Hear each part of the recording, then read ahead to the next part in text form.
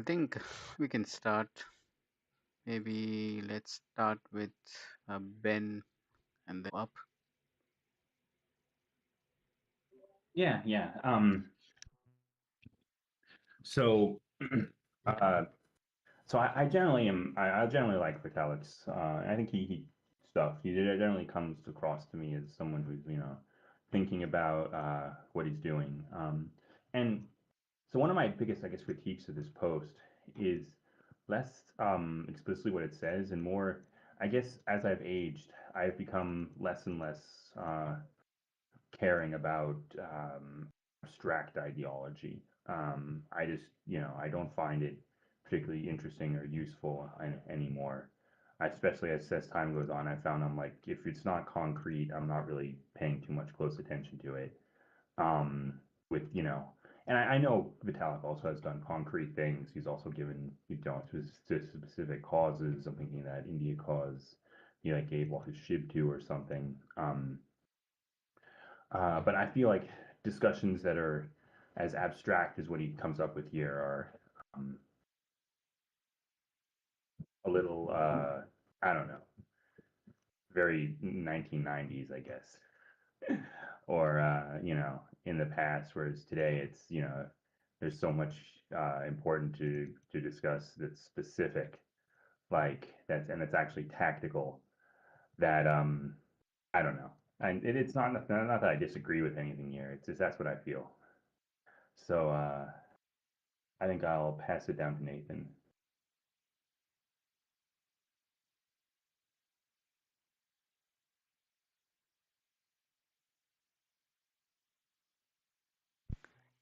Nathan, if you're speaking, Sorry, I thought you said passing up and not down, ah, and I was just getting uh, coffee. okay, like I can go if you are having Oh no, coffee. no, no, no! It's fine. I could tell. I now I'm on. So Okay. sorry about the long pause there. Um, and now you have a window onto my view where I'm moving around the day where I'm moving around the apartment as I'm having these conversations. Uh, so I think I'm a little bit. There's a certain amount where I have a lot of sympathy. I think for where Ben's coming from. I've definitely also become a lot more functional oriented as opposed to theory oriented as I've aged. One of my favorite things I tend to like to throw at people is I like to say, "Can you eat it? Can I eat it? If I can't eat it, why do I care?" Um, and that's sort of like as a general thing. Now that said, I have a real soft spot for this sort of theorizing. Um, I think I'm a lot more skeptical. So just to kind of put all my cards on the table, like I very much came from a scene. Like if we were having this conversation 15 years ago, 20 years ago, I would have been a whole hog into this. Like this would have been candy for me. Um, I was involved in the local anarchist scene here in Denver, such as it was. I was reading a lot of theory around that. I went and worked for a activist organization. Um, in the years since, and particularly over the last decade, as I've watched both politics and technology, I've become a lot more skeptical of the ability to sort of get from here to there. Um, and like, sure, maybe the great and glorious future exists in the possible state space of humanity, but like if there's no route that you can get there within the ruts of history that we've already run, it doesn't really matter that like maybe you could get there if you could somehow do this massive magical thing. Like you can't. There is no massive magical thing, and so you wind up going for second best or third best or 10th best options. And I think that is also kind of corresponded, Vitalik, I forget in which essay mentions the vulnerable world hypothesis. And I think I'm still a little skeptical of it, that the idea that the world really is increasingly fragile because of empowerment. But I think that there is a certain level where the empowerment of individuals does create a situation where even if it's the world itself is recoverable, it feels a lot more fragile. And I do wonder if, to a certain extent, the trends that Venkat identifies as like the great weirding and whatnot are people becoming at some level aware more and more that there's a lot more efficacy both of in themselves and in the rest of the world, and that makes the landscape a lot less stable for them. And that awareness sort of creates a lot of uncertainty.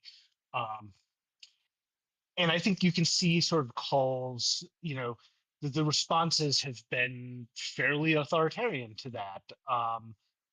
And whether that comes from much more control and massive monitoring, or more from sort of like on the right, or whether you see on the left is sort of what gets talked about as safetyism, which I think really comes out in a lot of the AI models where there's a big emphasis towards the model has to be the safe thing, rather than this question of, well, what are people doing with it? And so it's this thing about like, well, you can't have new technologies. We have to nerf the new technologies somehow. We have to file off the sharp edges. And that has its own, sort of authoritarian bent. And I'm not like, I think what Vitalik's getting at in both of these is sort of a world it's a little bit more dangerous because everybody has a lot more power, and a lot more efficacy in that world in ways that we don't necessarily know. And that power and efficacy really is a kind of liberty and freedom.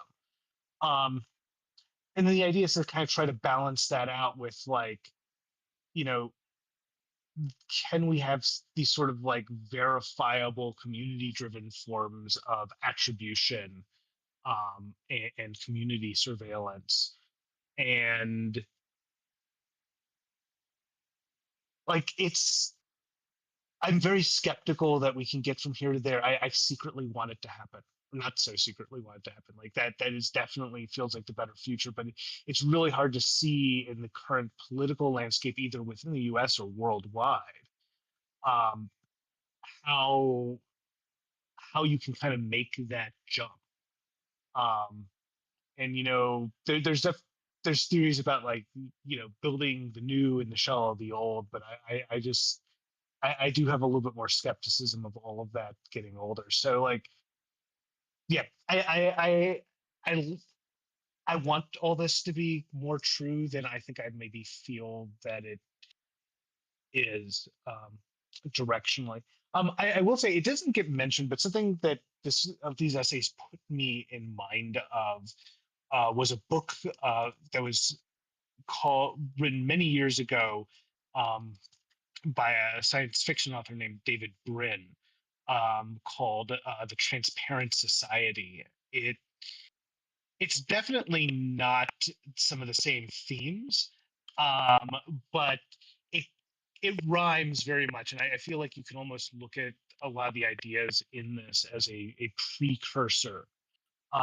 to some of these debates now. Like a lot of what Vitalik is talking about feels like if you took Brin's ideas and you put them through the grinder and refined them, both with a more communalist perspective, because Brin is pretty individual libertarian, but then also looking at newer technologies, like zero knowledge proofs and all that, which just weren't really a thing in the late 90s. So I'm going to put that there as I feel like maybe not a direct precursor, but like a lot of these ideas have been sort of in the air for a while, and particularly in the tech space, there, or tech adjacent space. So those were my thoughts.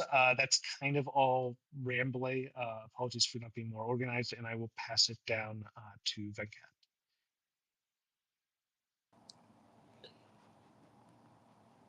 So I don't actually have too much to say about these topics. I just find it very interesting that Vitalik is thinking about them, because unlike most of us, he's one of the few people who kind of has an ability to make things happen on this front. So when Vitalik says things, it affects the Ethereum roadmap. And to the extent the Ethereum roadmap is influential in the broader world, it moves the conversation. So even if Ethereum itself isn't super successful, other people perk up and say, hey, he's talking about ZK snarks as the Egyptian god cards, and he's talking about like I don't know, for fully open and verifiable software, and other people pick it up. So in some ways, his personal vision is almost more influential than whatever happens to Ethereum in particular. So that's one reason I think it's interesting. As far as like these two twin vision goes, I think he's still working it out, and there are no satisfying and coherent full visions here, but there's obviously two vectors. There's like a social governance aspect he's thinking about, and the tech stack thing. And I was looking through his X and Farcaster feeds. I thought I saw more details somewhere else about the specifics of what he's trying to do, but he's posted a lot. So not on his website, but on the socials, he's posted like a dozen different scattered thoughts, which I suspect he'll consolidate into a couple of new essays soon. But yeah, he's thinking a lot about this stuff. And one way it seems to have cashed out is I think a reaction to attention in the Ethereum ecosystem, where in the last year, there's been a lot of serious movement towards Wall Street, and that has made a lot of people very happy. Like because of the Trump admin, it's a favorable environment. There are ETFs, there are other like Wall Streety things happening on crypto rails. So overall, a lot of people are very happy. There have been a few serious efforts to like build more on that. I think a few weeks back we read Etherealizer's white paper, so that's an example of an outfit that's trying to build crypto rails under Wall Street. And I think underneath all this, Vitalik is having a little bit of a reaction to that, and he wants to get back to cypherpunk roots, which might be why this has a little bit of like 1990s idealism feel to it, because cypherpunk was a late 90s political movement, so it does have that feel to it. But I think he's trying to put some scaffolding around, well, actually a balance of power. So it's interesting that he made that one of the topics of his recent essay.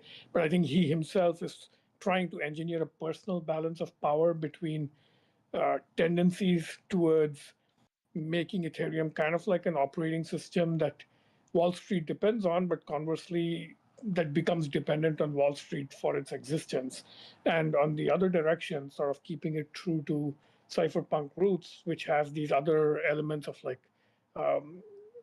what I'm starting to think of as can't be evil technology. Um, and I think the best way to evaluate it is to ask, historically, is this trajectory actually real? And you can ask that about both the political and technological trajectories. Political is relatively clear that in general, um, authoritarian centers and monarchs and forces like that have slowly been losing power, and um, what he calls big mob here, the people have been gaining power. So there was a book about 10 years back that was very popular with Silicon Valley billionaire types. I think Mark Zuckerberg recommended it. It's called The End of Power by Moses Name. And it was actually by the foreign minister of Venezuela, I think. I read it. It was pretty good and kind of true, but it's a very complex proposition, right? If you claim that centralized authoritarian sources of power are losing ground to like the mob, basically, you kind of have to talk all about like who controls the mob. Is the mob being sort of misled by demagogues and things like that? But setting those aside, I think it's generally true that centralized state capacity type sources of power, including big corporations and stuff, are slowly losing ground to like, I would say, the third leg of this triangle. So the social preconditions exist. If this is true, then yeah, individuals are gaining more power. It may be quite messy and wild and very violent locally. which is always the case when mob rule kind of like goes to its logical extreme, which then becomes localized anarchy, which sometimes looks like a nice Ursula Le Guin novel, but other times it looks like the local warlord is like beating everybody up, and it's much worse because you fear the local landlord much more than the distant emperor, right? Like I remember this even at a personal level. Like as a kid, I was much more scared of the teacher who was like had a reputation for being angry and taught classes every day, as opposed to the principal who was actually much more scary but barely ever came into our lives in the classroom. So there's a trade-off between how much you're scared of an authority center versus how often that authority center actually shows up in your life. And you're seeing that in places like Minneapolis right now.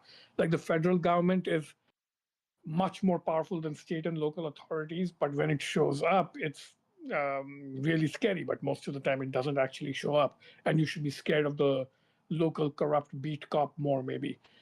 So there's that dynamic going on. The technology piece is kind of much harder because I think it's a much less clear story. Like way back when it was like bows and arrows and swords versus, I don't know, stone fortresses, and then it became like gunpowder, which was initially a centralized technology, but then eventually became like a widespread low-level people technology. The story of that evolution is weird, and modern high-tech power, I think it's mostly centralized. Like normal people don't have fighter planes or nuclear bombs and things like that. So I think as far as actual violent weaponry goes, I would suspect the tendency has been in the other direction. Like more and more, the technology has favored the centralized actors. Even though, yes, local people have gotten more powerful with like guns and drones and stuff like that. In general, the centralized big powers have gotten more powerful. And for non-military tech, yes, there are some small signals favoring the people getting more powerful. So that would be, encryption and things like that. But I think it's very weak compared to the things that are favoring the big centralized forces. But that's weird because socially it feels like centralized forces are losing power. And my suspicion is what we are seeing is basically a complete loss of control where everybody is losing control. Both big central actors and the everyday people, common people, are all losing power because the world is simply getting way more complex. There's a lot more technology of all sorts, and proportionately, very few people have any control over any of it. So I would say it's not that centralized power is losing ground to people power. It's like both are retreating from complexity and neither has control over the technological environment anymore. So I don't know what to think about that. So I guess that's my state of play assessment. And I think Vitalik is one of the people who's thinking in consequential ways about it, like things he does might matter. But I don't know if we actually have a handle on the situation. So that's all I had. I'll pass it around to Anant.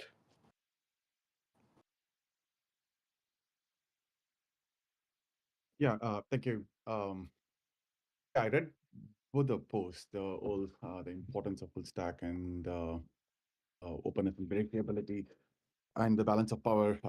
And it always strikes me that every time I read Vitalik's articles on this sort of philosophical grounding, it seems like I don't know how much of this is true, but there is a lore that he was inspired or was apparently motivated by some in-game assets taken away by Blizzard in his World of Warcraft games or whatever. So it seems like that type of emotional reaction is just rings true through everything he writes, which is both interesting and kind of needed, and also sometimes it feels a little bit too narrow. I mean, for example, in I think the importance of full stack article, or the openness article, he was talking about imagining a world where you have like some personalized device that has some crypto hardware wallet embedded in it, and then you use Starlink to connect to internet and so on and so forth. And he goes on to say that it ends that list of things with like, yeah, you have like a CO2 monitor or something that's also open and verifiable and so on and so forth. But I mean, when I was reading that, when I was imagining that vision, so to speak, it made me think like, what if I want to take a train, or what if I want to take a act flight to go from one place to another place, and so on and so forth. It seems like the sort of decentralized organization and this suspicion of power, while and suspicion of centralization, while often correct, that sometimes feel like there are some aspects that um, there are some cases where like the centralization makes sense, and somehow feel like that it's not reflected here, but perhaps there's enough of that going on, so maybe he needs to take the other side more strongly, or at least that's the sense uh, I get. And also, I found it interesting that he was referring to typing rebellion as like an example of a big mob. Yeah, that was interesting because I was randomly looking at how the Chinese laborers ended up in the San Francisco Bay Area building like the railroads and so on and so forth in the 1860s. And it turns out that there was this rebellion and there was this chaos in the sort of the coastal part of China, eastern China, and that they'd taken the boats to come over on the other side. Uh, and that made me think that it's this sort of the second order, third order effects of what he called this progress is kind of very sort of hard to linearize in some sense. And also in the other article, he mentions that yeah, if you go back to like 1900s, you can open up anything. He called it like retrofuturism. I think that's the word he used. That if you go back to 1900s, you can break open any component or any part, and you can verify it and you can do stuff with it. But again, I was thinking about the railroad example. Like that is not quite true, right? Like railroads themselves were like a extremely centralized. It was born centralized in many ways, um, uh, and like it was not a sort of a technology for the common, and maybe not all technologies needs to be for the common in that sense. Um, I also found it funny that I think in one of the articles he was saying that it was kind of sad, I suppose, that the prediction markets were orienting towards sports betting instead of like sort of heralding a much more richer information architecture, which I suppose is where uh, people nerd out on prediction markets, but it's in practice it seems like it's sort of converged towards like sports betting and like pop pop political bets and so on and so forth. I found it funny because it seems like something similar has happened even with the ERC20s, like your meme coins and sort of other uh, what you might determine as um, uh, like toxic waste in the ecosystem. And I don't know what to think of that, uh, but it did make me think that if if the proposition is that you have to be suspicious of all centralization, and that I think he even makes a claim that if you're building a startup on blockchains, you should think about like decentralization more, sort of in a indulgent way, like more deliberately. Uh, but again, that it seems like is it profitable to be that way? Is it does it make sense in terms of coordination costs, transaction costs, and or can add all kinds of costs to it? Uh, and that made me think that the proof, like the burden of proof, is on the ecosystem in some sense. That these things reads well, looks great, but I've struggled to point at like successful examples of this, uh, that it is profitable to be like more decentralized and so on and so forth. Now, in theory, obviously at a protocol level, it kind of makes sense, but as like an application that delivers user values and so on and so forth, there are other things that come to mind. Um, uh, yeah, I guess I mean the you literally compared the government to referee. Again, I was thinking about the World of Warcraft game where things got taken away from him. Like he's saying the government should. I thought that was also interesting. That seems to be a recurring theme. He's calling the government should play referee and not be an active player. Uh, yeah, and there was this interesting bit about the Harbinger taxes that um, again, there was many interesting pieces, like sort of nerd rabbit holes that you can get into. But I was like, I guess as others, I was also thinking about what does it mean in like 2026. And I think somewhere he mentioned that I think in the Twitter post he mentioned that he wants to focus on taking Ethereum to people who need it. Uh, to me, it seems like the people who need it are the Wall Street and like the big institutional banks and so on and so forth. And maybe that's fine.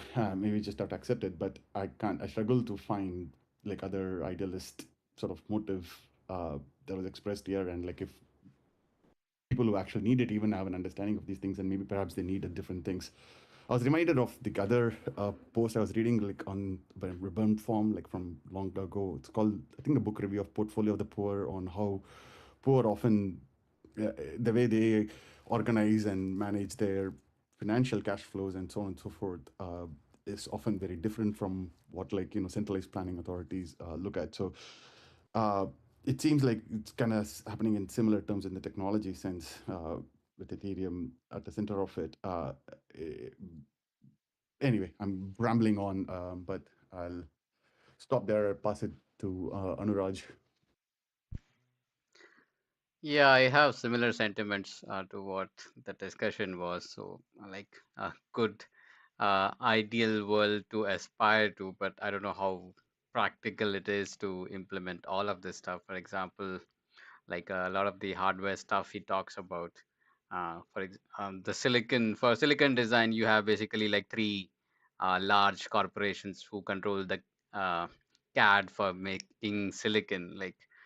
So it's like a natural tendency, I would say, if you want to make something complex, like the power concentrates, and uh, these, I think, like even like it's basically like the problem of coordination, right? Like how do our species like coordinate at scale to make something complex? So I think one solution is basically like making a company to solve this, and like joint stock companies or like LLCs are basically maybe invented 200 300 years ago. Maybe it's even newer than that. And the other way could be like a non-profit, I don't know, but non-profit has its own set of problems. So basically, like if you want to create something valuable at scale in and complexity, like how do we coordinate with each other? Because some value has to be exchanged among the individuals in that group. Well, crypto offers some sort of affordances, but I think as a species we haven't figured out this coordination problem. Yeah, those were like a short thought from me. Uh, More comments. Yeah, I wanted to double back actually, and I remember Nathan you said something about in the earlier days being more anarchist or whatever. And I guess the point I want to make there is I think it's important to understand the difference between choosing the best of a set of bad options and choosing a good option. Um, and that it's very easy to let yourself be like, all right, I'm doing the best I can, and mistake that as I'm doing good. Um, and I mean, obviously, you should do the best you can. That's if you can't do it, it's not an option. But I think it's important not to focus yourself too much on the idea that I'm doing the best I can, therefore this is the best that it can be. Um, but anyway, that's minor. I also agree with Vitalik in that, sorry, in with Venkat, uh, that if someone should be doing this sort of abstract stuff, it should be someone like Vitalik who's sort of in a weird position where he has a lot of power, but it's almost all soft power. He doesn't have a lot of institutional power. I know he likes institutional in the Ethereum Foundation, but compared to say like a lot of other like big businesses, that's really not a lot of power. He's not like he doesn't have anyone or many people directly commanding him. He's not that rich as like $100 billion rich kind of guy. He's I don't know how much he has, but it's not that much. He probably can't liquidate too much of it. So he's in a position where he's sort of unbound by say, voters or shareholders or whatever, but also has to actually be convincing to get people to listen to him. And if he just tries to throw his power around, he's going to find he has very little. So that in that sense, I think this is probably the best thing you can start with. So you start from the first principles, come up with a whole ideology, and then use that instead of just focusing too much on the sort of individual acts he needs to take, because a lot of um, what his power is going to have to come from convincing other people to not just do the things he wants, but understand why he wants to do it that way. Um, so that he can, have them convince other people without, having to just use more hard power. Anyway, that those are just the thoughts I had when listening.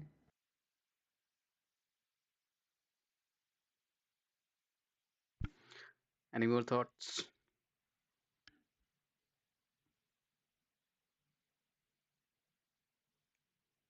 If And not, yeah, not go ahead. really just not really a distinct thought, but I think I do want to echo something, Anuraj, you kind of hit on, and Anand also was hitting on, which is the decentralization of, and Venkat also kind of hit on this, thinking about military, like large scale weapons, military power. Um, the decentralization of atoms is a lot harder than the decentralization of bits.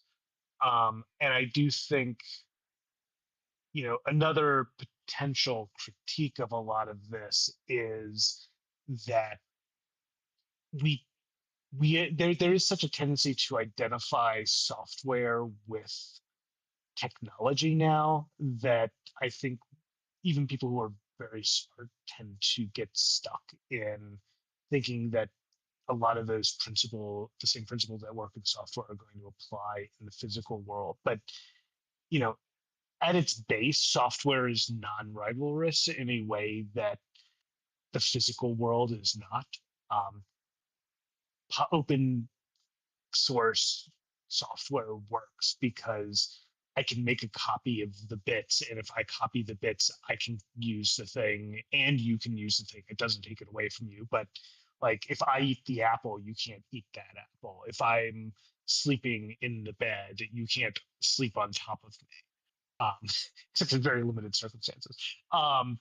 So like it, there is a real difference, um, because as much of our life does happen online and is mediated by information flows, and as much as those information flows are important, at the end of the day, we are physical animals existing in a physical space, and that physicality is going to trump um, anything in the communication space, anything in the non-physical space. And there's like, until somebody figures out a way to, do a Tron thing and somehow merge those two different spaces, like the physical space is where we are, and there's a lot of resource rivalry there that just doesn't exist in software. I think it's something important to keep in mind. One thought about the decentralization of atoms versus bits, or like organizing atoms versus bits. I think robotics, uh, when we have like sufficient progress there, I think will start resembling software. I think recently China opened a factory, a completely automated factory that makes like one phone in like 1 minute or something. Really impressive. But like we need sufficient automation and robotics to have like a parity of organizing bits and atoms. More thoughts? We have 5 minutes left.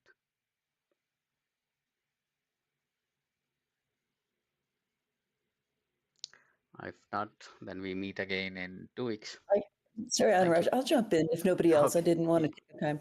I've just dropped in a screenshot of the critiques of one of the pieces from my friend Eigenclaud, and I find them really interesting, and people have talked around them, but I just thought, since we have 5 minutes, if anyone has a big yes or no way reaction to any of those bullets, I'm going to go grab the other one and I'll be right back.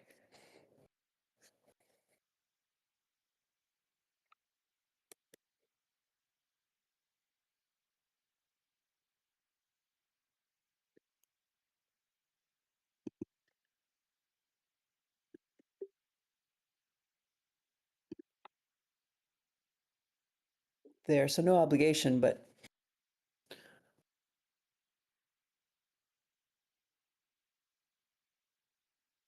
I found them interesting, and, you know, trying to grapple with the galaxy brain of all this. It feels like a really useful pull-up exercise without necessarily feeling like I have anything big to contribute.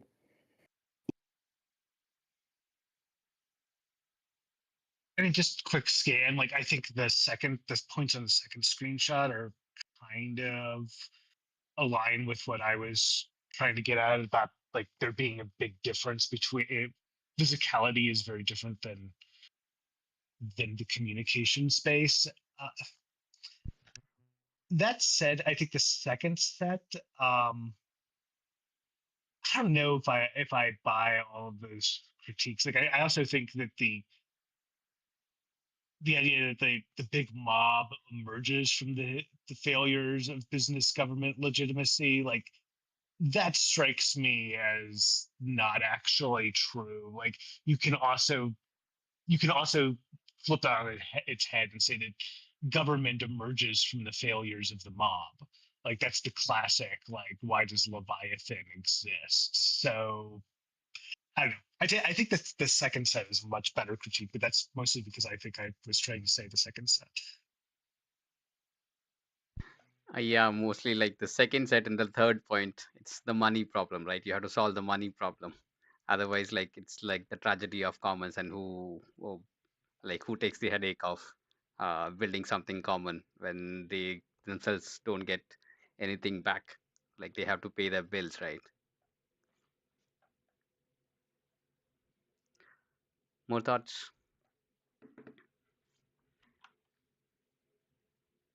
Okay, we meet in 2 weeks then. Thank you. Thanks, everybody. Ananth, you want to do the